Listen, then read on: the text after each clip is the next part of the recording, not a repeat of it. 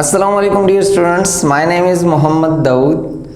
Electron की discovery के बाद और प्रॉपर्टीज़ डिस्कस करने के बाद आज हम डिस्कस करेंगे प्रोटॉन की डिस्कवरी।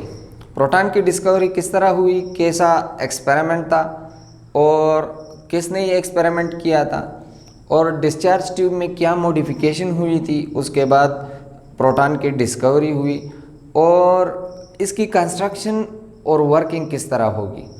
बेसिकली आज की वीडियो में ये चीज़ें हम डिस्कस करेंगे। So let's start. Canal rays they are also known as positive rays as they bears positive charge. Positive charge होने की वजह से कैनाल रेज को वो पॉजिटिव रेज भी बोलते हैं और कैनाल इसको इसलिए बोलते हैं because they pass through the canals.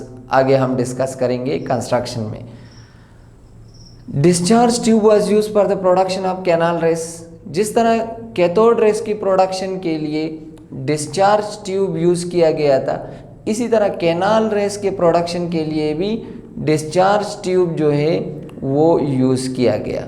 जो डिस्चार्ज ट्यूब था जिसकी जिस तरह वर्किंग थी, जिसको हमने डिस्कस किया हुआ था, यहाँ पर जो डिस्चार्ज ट्यूब है उसकी भी सेम वर्किंग है, सेम कंस्ट्रक्शन है, लेकिन एक चीज़ इसमें डिफरेंट है कि इसमें परफोरेटेड कैथोड वो यूज़ हो चुका है।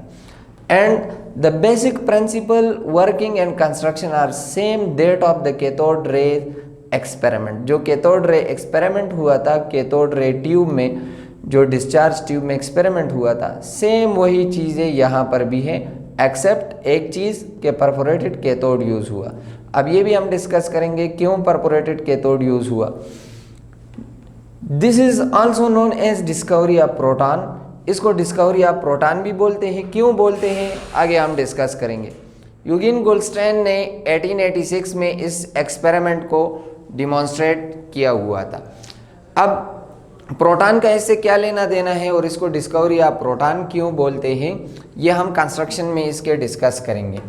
अब कंस्ट्रक्शन जो है वो डिस्चार्ज ट्यूब जो यूज़ हुआ था यहाँ पर डिस्कवरी ऑफ प्रोटॉन के लिए, जिसको हम कैनाल रेज भी बोलते हैं, उसके लिए उसकी कंस्ट्रक्शन को अगर हम देखें, सेम टू सेम वही कंस्ट्रक्शन है जिस तरह वो कैथोड रेज के लिए यूज़ हुई थी।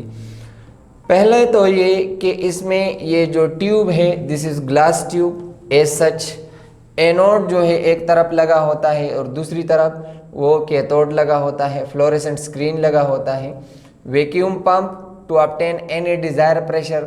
अब इनसाइड इसमें गैस होता है, अब गैस का अपना प्रेशर होता है। अब इसको अगर हम गैस निकालते हैं तो प्रेशर कम होगा, फिर डालते हैं प्रेशर इंक्रीज होगा। तो इलेक्ट्रिक डिस्चार्ज के लिए जिस तरह हमने डिस्कस किया हुआ था कि electric discharge takes place at a very high voltage and low pressure. तो लो प्रेशर मेंटेन करने के लिए, कोई भी लो प्रेशर ऑब्टेन करने के लिए, उसके लिए हमें वैक्यूम पंप की ज़रूरत होती है, तो वही वैक्यूम पंप लगा होता है। अब यहाँ पर होता क्या है कि जब इलेक्ट्रिक डिस्चार्ज हो जाती है हाई वोल्टेज और लो प्रेशर पर, तो यहाँ पर जो कैथोड है वो परफोरेटेड यूज़ किया गया है।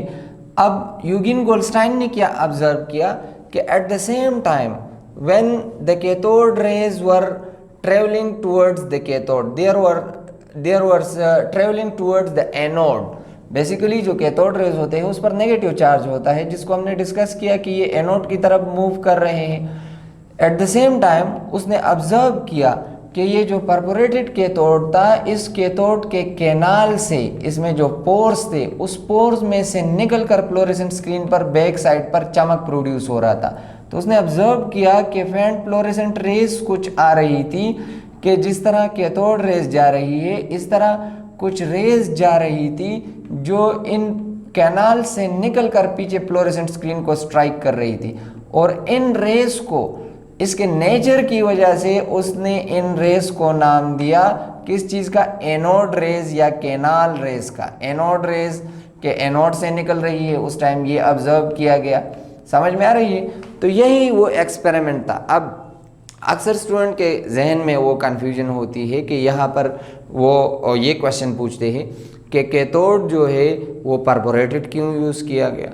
बाई चांस जो है यूजीन गोल्डस्टाइन लेट से उसको कोई चीज़ नहीं मिल रही थी और उसने कोई इलेक्ट्रोड रख दिया और जो परपोरेटेड था, तो उसको तो पता नहीं था कि मैं क्या कर रहा हूँ, लेकिन उसने जो परपोरेटेड कैथोड यूज़ किया तो उससे पीछे जो है उसको फ्लोरेसेंट नज़र आ रही, और यही वजह बनी कि डिस्कवरी हो गई। ये तो डिस्कवरी तो इस तरह होती है कि किसी को तो पता नहीं होता कि मैं क्या कर रहा हूँ, तो कोई चीज़ें वो ले लेता है और फिर वो ऑब्जर्व कर लेता है। तो डिस्कवरी इस तरह हुई। अब इसका प्रोटॉन से क्या लेना देना है? अब अगर लेट से if hydrogen gas is used inside the tube, then the canal rays are actually protons. This is why this experiment is known as discovery of proton. अब जिस तरह हमें पता है कि हाइड्रोजन में एक ही इलेक्ट्रॉन होता है, अगर वो इलेक्ट्रॉन आप निकाल लेते हैं तो पीछे क्या बच जाता है? H+ बच जाता है। अब अगर हाइड्रोजन गैस स्पेसिफिकली ट्यूब में यूज़ किया गया है तो इसका मतलब ये है कि उससे इलेक्ट्रॉन निकालने के बाद सिर्फ प्रोटॉन रह जाता है, जिसकी वजह से इस एक्सपेरिमेंट को हम बोलते हैं डिस्कवरी ऑफ प्रोटॉन, या एनोड रेज डिस्कवरी, या कैनाल रेज, या पॉजिटिव रेज, जो भी नाम आप इसको दे सकते हो। I hope you understand these things. इंशाल्लाह नेक्स्ट वीडियो में इन रेज के हवाले से इनकी प्रॉपर्टीज़ को डिस्कस करेंगे। So stay tuned, thank you very much.